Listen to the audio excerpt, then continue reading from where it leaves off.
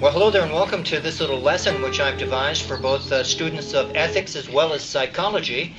I hope you're going to find what follows of interest to you, particularly in preparation for that annual event called Earth Day.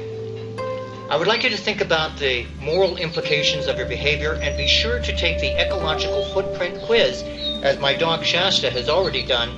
She's got a relatively small paw print, but what is your footprint? Hope to talk to you soon. Hello. Welcome to a brief introduction to environmental ethics. This is a compendium of views gleaned from various sources from the internet and from various textbooks.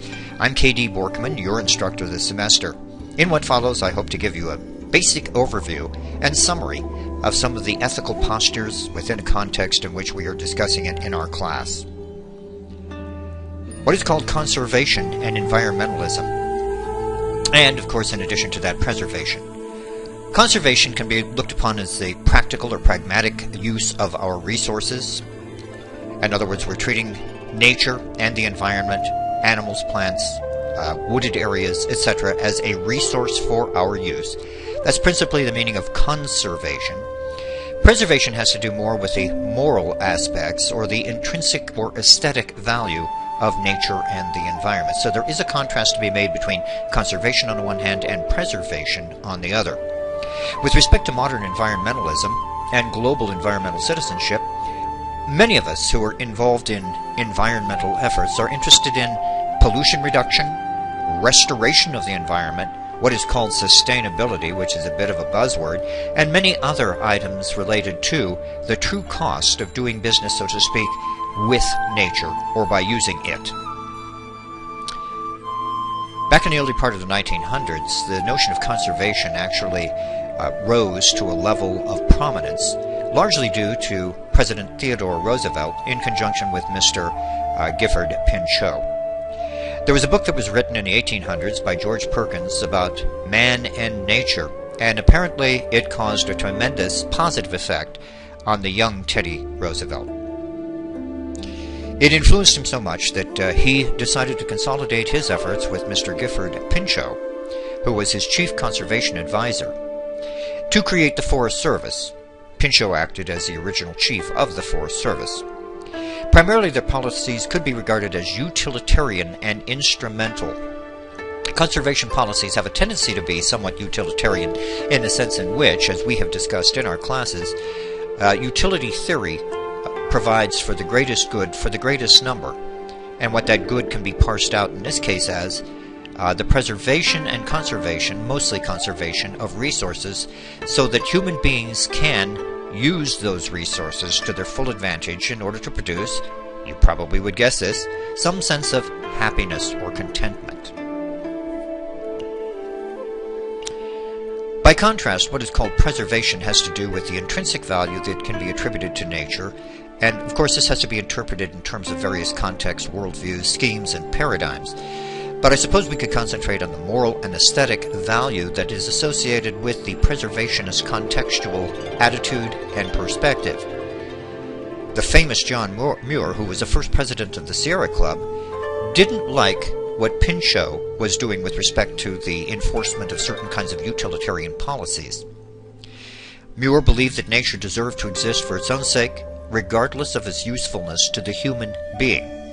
And from it, we have a variety of perspectives, but one of them in particular is called biocentrism.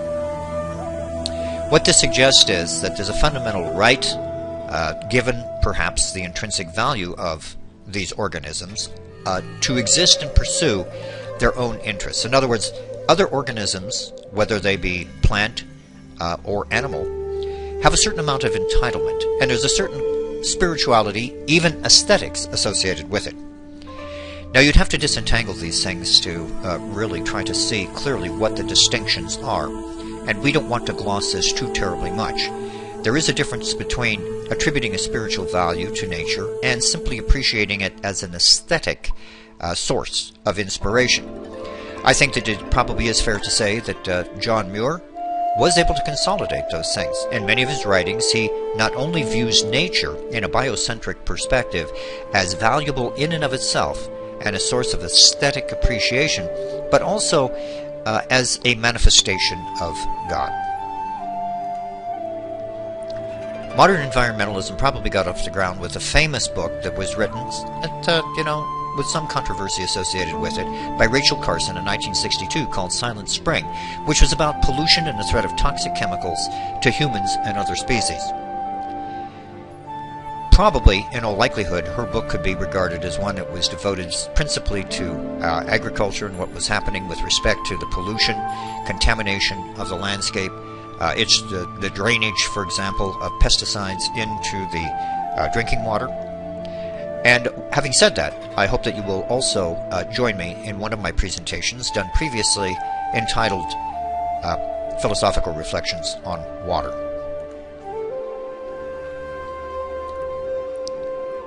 It is a good idea, I think, to discuss the time-honored notion of the tragedy of the commons. The tragedy of the commons arises when human beings have open access to various systems and that there are no rules to manage their resource use. Strictly looked at as from the point of view of resource usage, nature becomes the fertile field that human beings utilize, for example, in the growing of crops and also the grazing of cattle. And the problem that Garrett Hardin actually brought to our attention was the fact that without any rules, there is going to be a bit of a problem with regard to resource utilization. Commonly held resources then are degraded and destroyed by acting on one's rational self-interest, according to Mr. Garrett Hardin. So what is the tragedy of the commons? Well, I suppose this series of little depictions will actually illustrate what we're talking about. The commons can be said, according to Garrett, to be used by anyone who wishes to use them. So you have land out there that presumably is not necessarily private property, commons area. Might be a rather peculiar way of referring to the land, but just think of an area in which it doesn't appear as though anybody owns that land, but there might be upon it protect flora for grazing, other things that your own particular livestock, for example, might be interested in utilizing for sustenance. And so let's take a look at this little cartoon. This is something of a caricature, but we have one gentleman saying, "I'm going to get some cows and take advantage of this free grass that's out there on the commons." And you can imagine a bunch of cowboys supposedly at some point in time in the middle of the 1800s kind of assessing the situation and acting in their own prudential, rational self-interest. Second cowboy says, "There's a lot of grass. I'll just increase my herd by 20 head. And the other cowboy says, thinking, of course, as a good rational capitalist, "I could double my income if I double my herd." So what is the tragedy of the commons? Again, we've got now this picture of quite a bit of long-horned steer and other cattle that are grazing freely on the open range, perhaps as if that open range had infinitely many resources. Oops! What happens is that those resources all get consumed because there are no guidelines, no controls, no constraints, and everybody acting in his or her own best interest. In other words, we think that that's really a rational pursuit, do we not?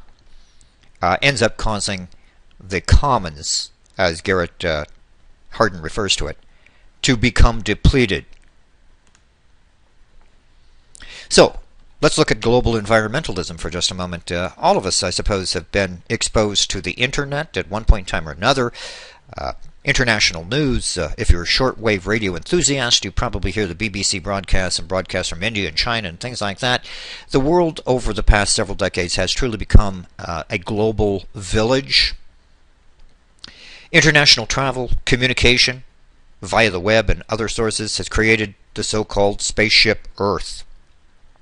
Now, I do want you to think about this concept of the spaceship Earth as opposed to what we sometimes refer to as lifeboat ethics. Spaceship Earth is a metaphor for this image that you see before you. What it means is that animals, plants, human beings, notwithstanding, are all in the spaceship. And in that spaceship there's a certain amount of cargo. And for all practical intents and purposes, that cargo, given that that cargo can be referred to as a kind of natural resource or as an image for natural resources, probably finite. You have renewable, of course, and non-renewable resources, but for the most part we have the situation in which we have relatively finite resources. There have been various Earth summits, for example Rio de Janeiro, And of course, Earth Days, which is one of the reasons why we are promoting a presentation like this, to get you to think about Earth Day that generally occurs, but people celebrate at different times, around April 20th, 21st, 22nd this year. In good 2012, Earth Day will appear on officially April the 22nd.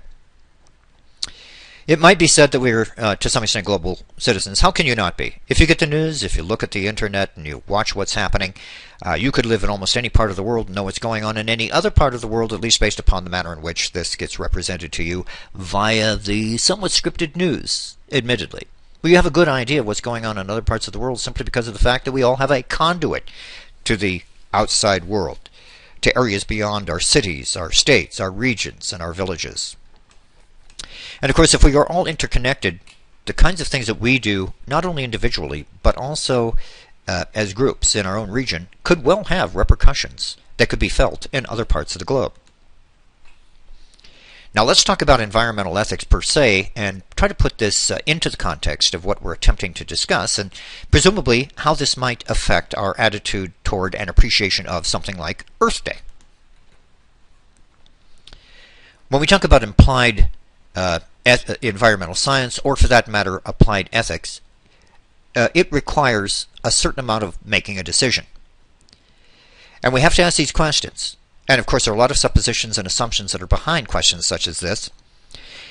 Is humankind more important, or human beings more important than other creatures?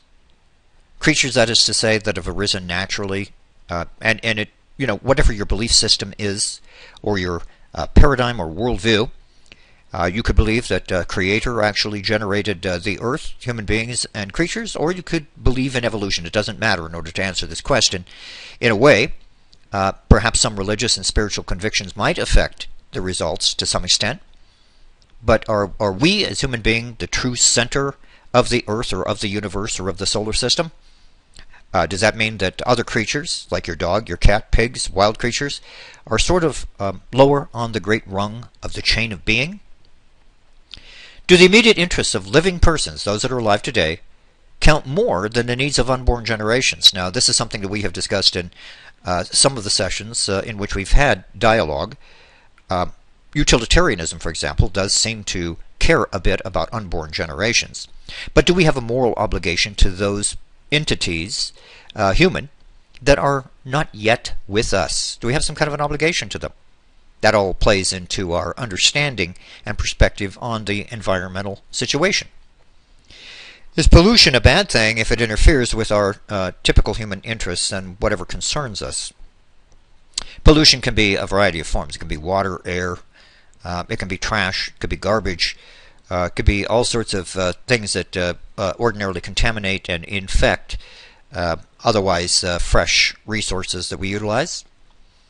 Is nature's purpose, and of course this could be a theological question for some of us, here only to serve human beings, if it can be said that there is a purpose associated with nature? Is it to be used as a resource? People like John Locke, the philosopher, that certainly has been prominently influential in the development of the government of the United States of America, for example, thought that nature was a resource and that it was almost without any value unless human beings were there to appreciate it or to, as it were, labor upon it or operate upon nature. Do animals, plants, rivers, ecosystems even, biomes, is there such a thing as rights that is associated with these elements or components? Let's get a few definitions going here. Ethics is the philosophical study of moral values. And we have thus far been able to study a bit about the distinctions between moral objectivism on the one hand and subjectivism on the other. Moral objectivists believe that moral values are objective, real, they're out there, we discover them, and they exist independently of human thought. So we discover moral principles in one fashion or another. On the other hand, moral subjectivists think that we create them. We don't discover them, but we create moral values.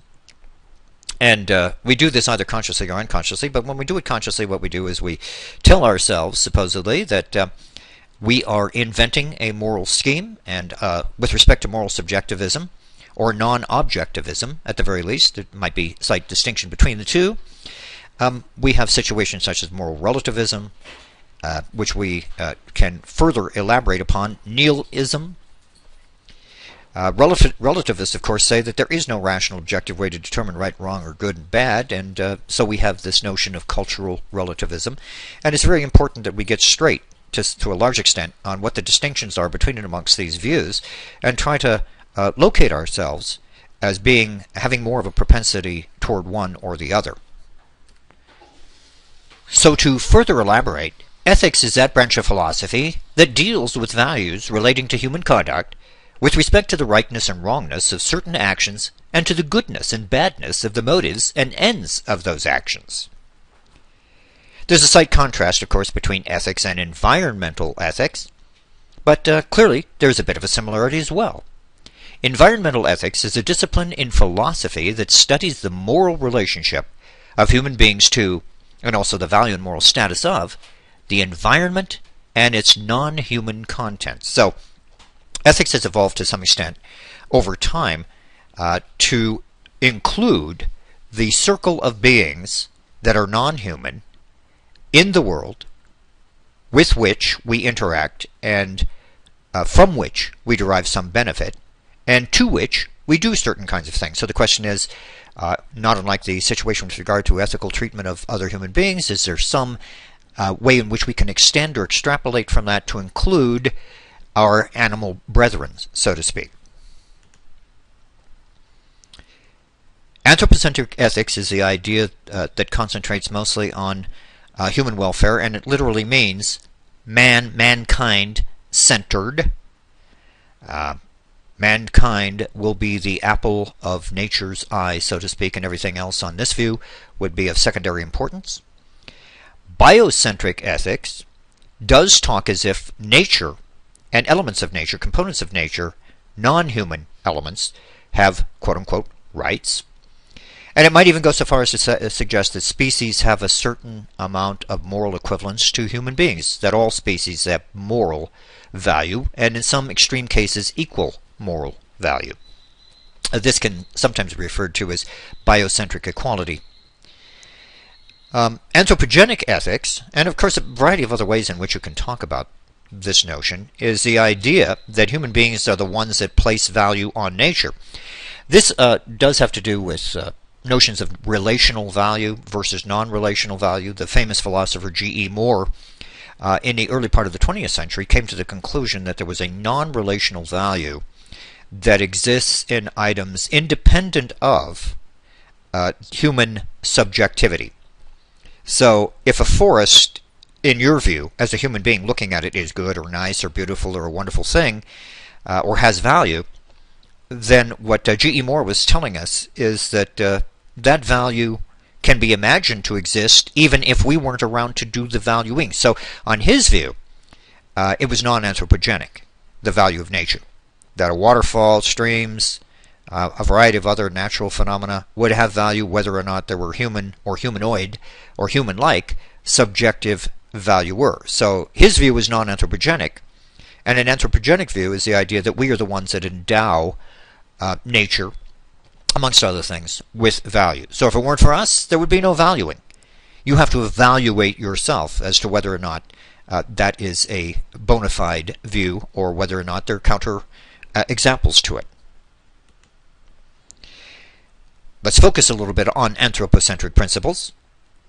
Essentially it says, what is best for human welfare in forests, rivers, mountains, and deserts and oceans? It asks the question, what is best for us? So you see this scene before you here of what I would regard as a beautiful hematitic cliff located in Arizona with wonderful pine trees, some oak trees, and some scrub oak in the foreground.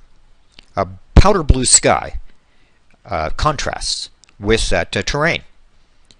Now in my view, and in many other views, it's beautiful. In your view, you probably find some aesthetic value to it also. However, can we look at a scene like this and make an inference or extrapolate from it and suggest that, firstly, the value that is associated with what we're looking at this point in time with this scene is due to us. We are the ones that evaluate it. And if we weren't around, this would have no value aesthetically, spiritually, or otherwise. And moreover, since we are around, the question for anthropocentric thinkers is, so isn't that cliff there that you're looking at, that sky, those trees, valuable because of what we do with it or can do with it, whether it be mere appreciation or whether it be perhaps utilizing this landscape for other purposes, like maybe you could build a Hilton on top of that far-off cliff. Or maybe in the wintertime there could be a nice little ski resort. Is that what the land is valuable for us? It has a value for something else, namely us. In contrast, biocentric principles actually ask a different question, not what is best for the human being, but what is best for quote-unquote nature. Now, admittedly, the notion of nature has been constructed and deconstructed and postmodernized, and you probably would want to go and further define it for yourself. Is nature merely the landscape? Is it merely the environment? Is it something we invented? Or is it something that we discover? Or is it a combo package of all of these things? What really is nature? By one definition, what human beings do is perfectly natural, since human beings can be viewed to be the expression of natural processes. So their technology, for example, even if it conflicts with what's going on in nature and interferes with natural processes, could be viewed as quote-unquote natural in one sense. But another view is that nature is that which human beings do not have direct control over. That is to say, it's not really an artifact that human beings produce, so that there's a distinction. So you might want to think about the implications of trying to come up with an appropriate definition of quote-unquote nature. But for our purpose, we're going to try to suggest that there is a common sense notion about what nature is. And it is that which humankind has not produced. Nature is not a building, it's not a piece of architecture, it's at the very least there, and it's something over which we have some control, but in its more wild states, in a Thoreauian sense, we generally don't have control. Certainly not over the laws of nature, they're just something that are given to us. So there's a lot of room for discussion, and I think some very creative responses to the question, what is nature? But in any case, given that we have some intelligible common sense understanding of what nature is, we can say that on this view, nature should take his or her. Notice how it's very tempting to personify nature and generalize it. Nature should take its own pathway. Humans should not disturb natural processes. Those things that we call wildflowers happen naturally, and as some biologists have reported, without those wildflowers, we would have serious problems with certain kinds of pest infiltration and invasion. But fires regenerate nature, so leave them alone, the biocentrist might say. Let the fires happen. Interfere only when you necessarily have to, and that is to say when human property and human life might be affected. Humans should not make profits from natural things like trees. Well, that's an extreme view, since for centuries, human beings have done just exactly the opposite. They've made quite a bit of profit by using nature as a resource. The cutting of trees, large trees, is a inherently wrong thing because trees have a certain right. Now, this is a bit of a gloss because, as in all cases, biocentrism, anthropocentrism, they're variations of themes that exist, if you will, in a classificatory scheme, with biocentrism being the main category and nuances of difference existing between subcategories. So not all biocentrists think that cutting trees is intrinsically wrong, and not necessarily do they believe that they have quote-unquote rights. That's a very difficult position, I think, to justify anyway. But generally they do believe that these things have value, and value enough to the point where we should think twice before we actually cut large trees that have been living for 300, 400, 500 years.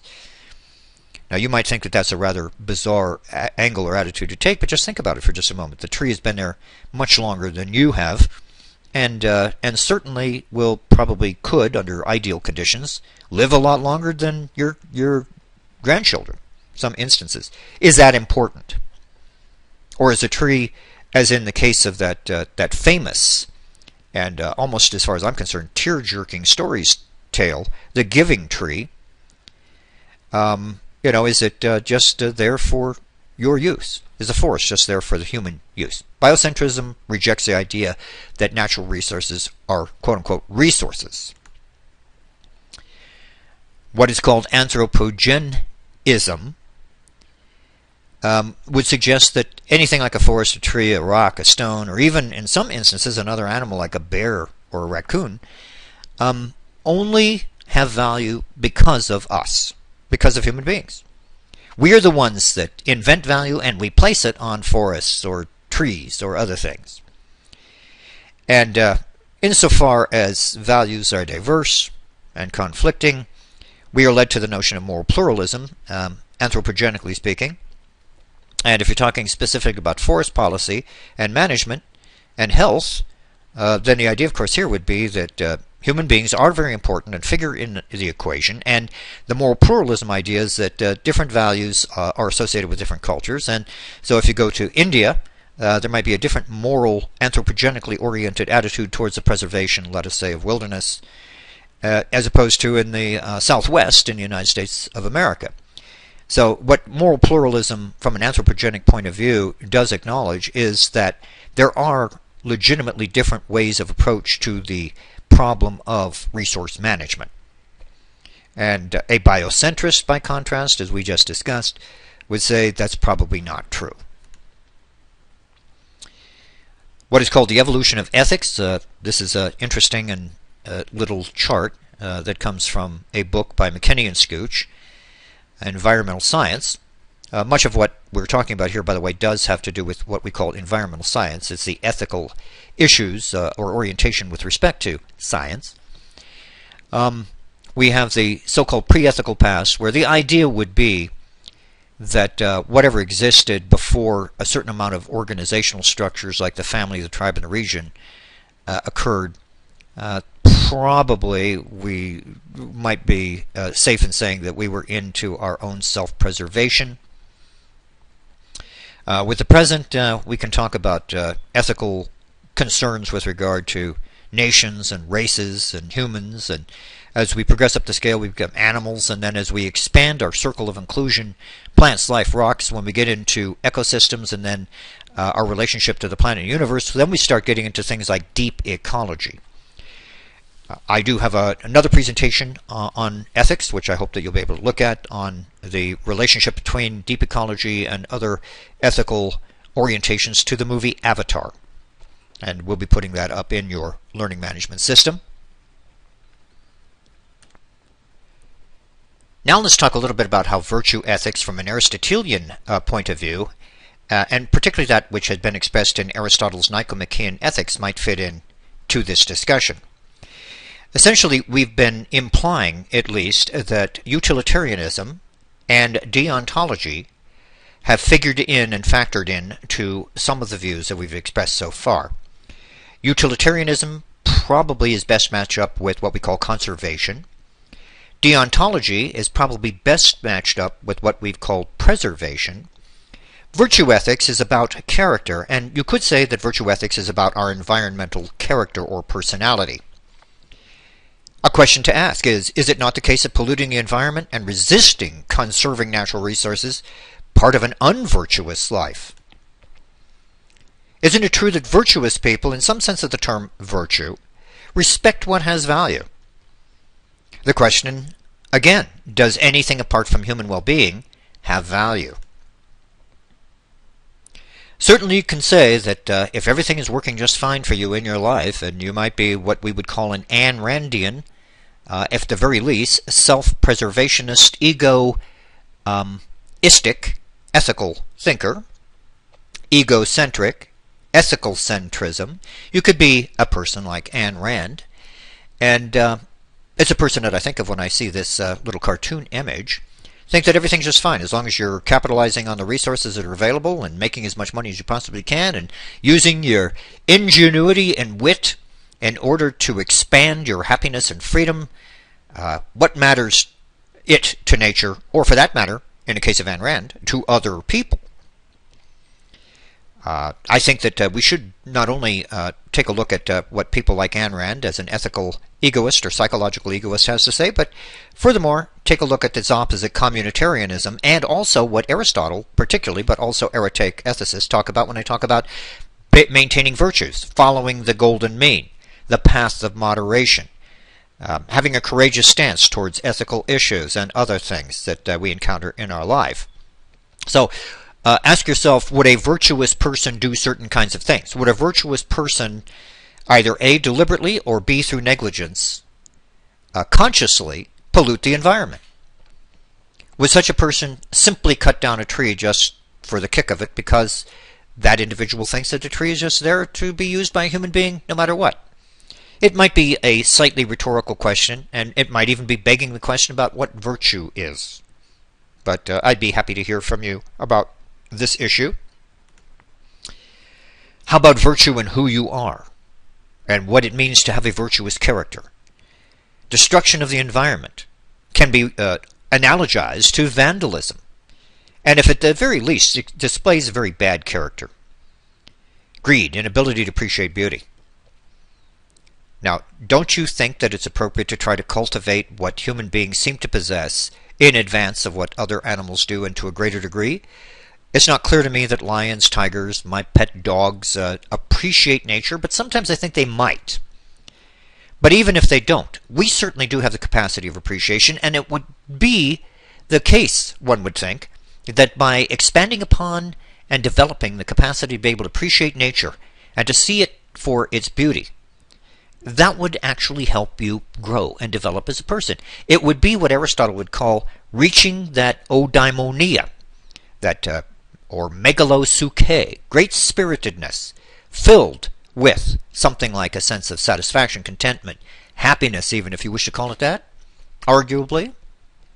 Perhaps you could be a better human being and a happier one at that if you could develop and appreciate what human beings have as a potential, and that is the ability and capacity to appreciate nature. To be a human being involves having a relationship to the environment. It's physical, it's spiritual. Sometimes, we depict this in our aesthetic propensities with paintings and photographs, and probably even the screensaver on your laptop or your computer. You can get screensavers from a variety of different sources, but I've found in my experience that many people sitting in the cubes in their offices and sequestered and alienated from their environment often seem to prefer nature landscape type screensavers. Just an observation anecdotally on my part. You might have a slightly different take on it. But our relationships to animals, to plants, to landscape, people who garden. Now admittedly, a garden is not necessarily what you call a wild or natural landscape, but it does bear some resemblance, does it not, to the outside world. Admittedly, you could go to the extreme to the English gardens that were consisted of exotic plants gleaned from other areas of the world, possibly by means that were not necessarily morally appropriate, but still, some of those English gardens and gardens throughout the world go to great extremes to try to preserve plant species. Is that because of appreciation for the exotic plants that don't typically grow indigenously in a specific environment? Perhaps. Perhaps it's what E.O. Wilson calls biophilia that propels us to seek out plants and animals, and even that can be a very self-centered, egotistical enterprise when you think about it. But how about just appreciating these entities, plants, animals, trees, forests, rocks, mountains, for what they are in and of themselves? Is that possible for a human being to do? To have both an aesthetic and a spiritual appreciation.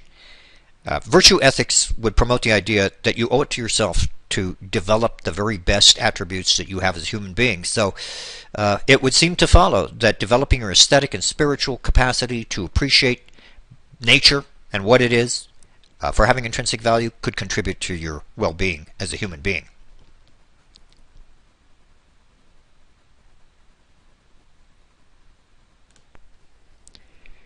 Now, to get started on a very practical undertaking of trying to determine how environmental ethics fits into our overall behavioral patterns, both from an individual point of view as well as from a community point of view, I recommend you take the ecological footprint test.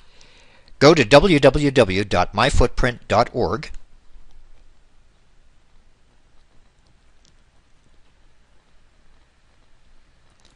and log in. It'll only take you about 8 to 10 minutes. And what I'd like you to do is to, at some point in time, get back to me on just how many Earths it would take for everybody to be able to lead the lifestyle that you have recorded on this quiz. Be honest about it. Hopefully for those people who are in my class, we'll be able to have some profitable discussion about just exactly how big your footprint is. There are some other areas on the internet that you can look at too that will help you.